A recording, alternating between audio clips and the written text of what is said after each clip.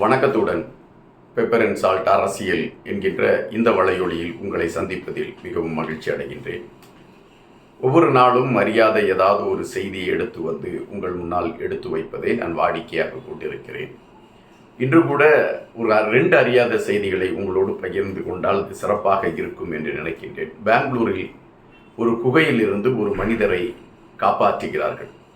காப்பாற்றி அவரை வெளியே கொண்டு வருகிறார்கள். வெளியே கொண்டு வந்த அந்த மனிதருடைய வயது 188 வயது இருக்கும் என்று ஒரு செய்தி பரவுகிறது.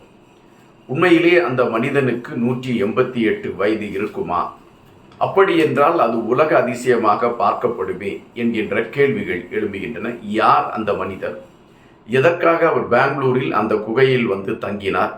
அவருடைய சிந்தனை என்ன? போன்ற பல கேள்விகள் எழும்புகின்றன. மகாராஷ்டிரா என்கின்ற மத்திய பிரதேசம் என்கின்ற பகுதியிலே கார்கோவன் என்கின்ற மாவட்டத்தில் பத்கன் என்கின்ற பகுதியை சார்ந்தவர் சாய்ராம் பாபா என்கின்ற ஒரு துறவி. இவர் அங்கு மக்களுக்கு மிகவும் அறியப்பட்டவர். அவர் ராமர் மீது அதிக பற்று கொண்டு ராமரை மையப்படுத்திய செய்திகளை மக்களுக்கு எடுத்து வைக்கக்கூடிய ஒரு துறவியாக வாழ்ந்திருக்கிறார். அவருக்கென்று ஒரு பெரிய ஆசிரமம் இருக்கின்றது. அந்த ஆசிரமத்திற்கு பல மக்கள் அங்கு வந்து அந்த சாமியிடம் போதனைகளை கேட்டு செல்வது ஒரு வாடிக்கையாக இருந்திருக்கிறது. இந்த சூழலில் திடீரென்று சாய்ராம் அவர்கள் தன்னுடைய அந்த ஆசிரமத்தில் இருந்து அவராகவே கிளம்பி வந்து பெங்களூரில் ஒரு குகைக்குள் சென்று அவர் தங்கிவிடுகிறார். இந்த சாய்ராம் என்கின்ற இந்த துறவியிடம் பல திறமைகள் இருந்தது என்று குறிப்பிடுகின்றார்கள். 10 ஆண்டுகள் அவர் ஒற்றை காலிலே நின்றிருக்கிறார் என்கின்ற செய்தியும், தவம் சார்ந்த பல விடயங்களை அவர் மிகவும் தெளிவாக செய்யக்கூடிய ஒரு மனிதர் என்று குறிப்பிடுகிறார். எனவே இவர் பெங்களூர் இந்த குகைக்குள் வந்து அவர் தங்கியிருக்கிறார். அங்கு அவர் ஒருவேளை தன்னுடைய உயிரை அவர் அளிப்பதற்கான ஒரு முயற்சியா அது என்கின்ற கேள்விகளும் எழும்பிக் கொண்டு இருக்கின்றது. இப்பொழுது அவரை காப்பாற்றி இருக்கிறார்கள். அவருக்கு 188 வயது என்று சொல்லப்படுகிறது. ஆனால் அதன் பின்பு உண்மையிலே அவருக்கு 188 வயது இருக்குமா என்கின்ற சந்தேகம் பலரிடம் எழும்ப, இந்த பொய்யான தகவலில் எது உண்மை எது பொய் என்று அறிந்து சொல்லக்கூடிய இணையதளம் அவருடைய வயதின் தன்மையை எடுத்து ஆய்வு செய்து 110 வயது அவருக்கு இருக்கும் என்று குறிப்பிட்டிருக்கிறார்கள். இப்பொழுது அந்த துறவியை மையப்படுத்திய செய்திகள் பரபரப்பாக ஊடகங்களிலும் செய்தி நிறுவனங்களிலும் வந்து கொண்டிருக்கின்றன. இது ஒரு அறியாத செய்தியாக இருக்குமா என்பது எனக்கு தெரியாது. ஆனால் நடைமுறையில் நடந்த ஒரு செய்தியை உங்கள் முன்னால் வைத்திருக்கிறேன் என்று நீங்கள் நினைத்துக் கொள்ளுங்கள். அதுபோல நாம் அன்றாடம் பயன்படுத்தி கொண்டிருக்கக்கூடிய மெயில், அதாவது மின்னஞ்சல். இந்த மின்னஞ்சலை யார் உருவாக்கினார் என்கின்ற கேள்விக்குள் நாம் செல்கின்ற பொழுது பல சந்தோஷமான செய்திகள் நம்மிடம் இருக்கின்றன. இந்த மின்னஞ்சலை உருவாக்கியவர் ஒரு தமிழர் என்று குறிப்பிடுகின்றார்கள். 14 வயதில் இந்த மின்னஞ்சலை உருவாக்கி தான் சார்ந்த பணிகளுக்கு இந்த மின்னஞ்சலை பயன்படுத்தி கொண்டிருந்திருக்கின்றார் அந்த தமிழர். அவருடைய பெயர் சிவா ஐயாத்துரை, VA சிவா ஐயாத்துரை என்கின்ற ஒரு தமிழர். இவர் அமெரிக்காவில் அவர்களுடைய குடும்பம் அமெரிக்காவில் இருக்கிறது. அமெரிக்காவில் இருக்கக்கூடிய ஒரு தமிழ் சார்ந்த ஒரு இளைஞர். தன்னுடைய 14 வயதில் அவர் இந்த இமெயில் என்கின்ற ஒன்றை கண்டுபிடித்து 1989ஆம் ஆண்டு அதனை அவர் மக்களுடைய பயன்பாட்டிற்கு அதை கொண்டு வந்து கொடுக்கின்றார்.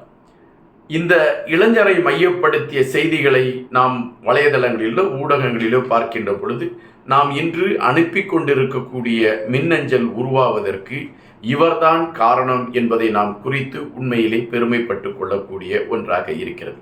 இந்த மின்னஞ்சலில் பல மின்னஞ்சல்கள் இருக்கின்றது. யாகு இருக்கிறது, அதன் பின்பு அவுட்லுக் இருக்கிறது. இப்படி பல மின்னஞ்சல்கள் இருக்கின்றன. அதில் ஜிமெயில் வந்து மிகவும் பரபரப்பாக அல்லது அனைவருமே பயன்பாட்டில் உபயோகப்படுத்தக்கூடிய ஒரு மின்னஞ்சலாக இருக்கின்றது. கூகுள் என்கின்ற அந்த நிறுவனத்தில் கூகுள் முதலாக தேடுகின்ற ஒரு வலைதளமாகத்தான் இருக்கிறது. நாம் என்ன விடயங்களை குறித்து அறிந்து கொள்ள வேண்டுமோ அதை இணையதளத்தில் தேடுவதற்கு ஒரு திறவுகோலாக கூகுள் இருக்கக்கூடியதை நாம் அறிந்திருக்கின்றோம். அந்த கூகுள் ஒரு மின்னஞ்சலை உருவாக்கி அந்த மின்னஞ்சல் மக்கள் மத்தியிலே அது பரபரப்பாக பேசப்படும் என்கின்ற ஒரு எண்ணத்தில் எல்லாம் கூகுள் அதை கையில் எடுத்ததா என்கின்ற ஒரு கேள்வி எழும்புகின்றது. ஆனால் ஒரு மின்னஞ்சலை உருவாக்க வேண்டும் என்கின்ற நிலைப்பாடு கூகுள் நிறுவனத்திடம் இருக்கின்றது. பால் புக்கைட் என்கின்ற ஒருவரிடம் அந்த பொறுப்பு ஒப்படைக்கப்படுகிறது.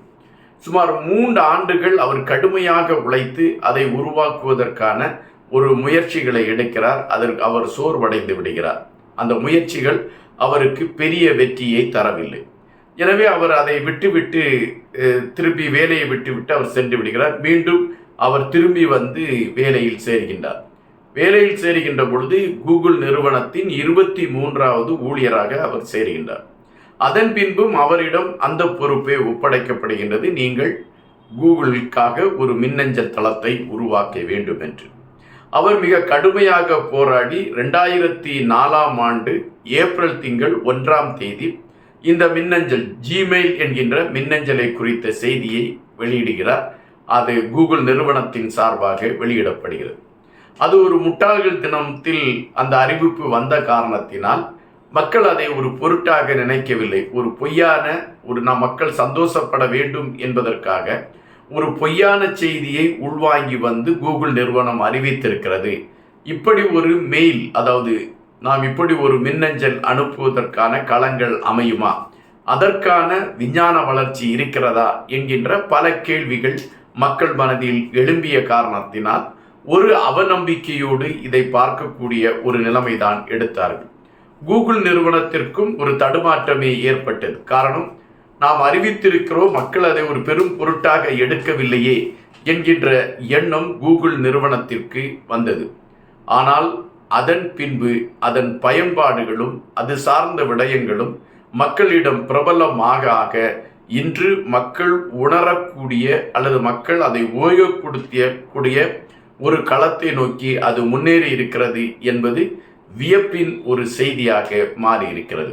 இன்று விஞ்ஞான யுக்தியில் பல நிறுவனங்கள் அல்லது ஒரு தனிப்பட்ட மனிதர்கள் அல்லது ஒரு தனி நபர்கள் சார்ந்த விடயங்கள், இவைகள் அனைத்திற்குமே மின்னஞ்சல் இல்லாத ஒரு களத்தை எடுத்துக்கொண்டு நம்மால் பயணிக்க முடியாது.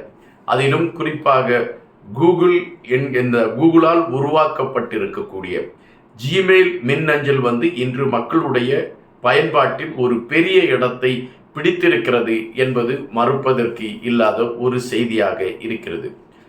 ஜிமெயிலின் வளர்ச்சியின் காரணமாக யாகு போன்ற அந்த மின்னஞ்சல் நிறுவனங்கள் தடுமாற்றத்தை கண்டு இப்பொழுது அது குறைந்த மக்கள் பயன்படுத்தக்கூடிய ஒரு களத்தை நோக்கி அது முன்னேறி இருக்கிறது என்பதுதான் நாம் இங்கு பதிவு செய்ய வேண்டிய ஒன்றாகவே இருக்கிறது.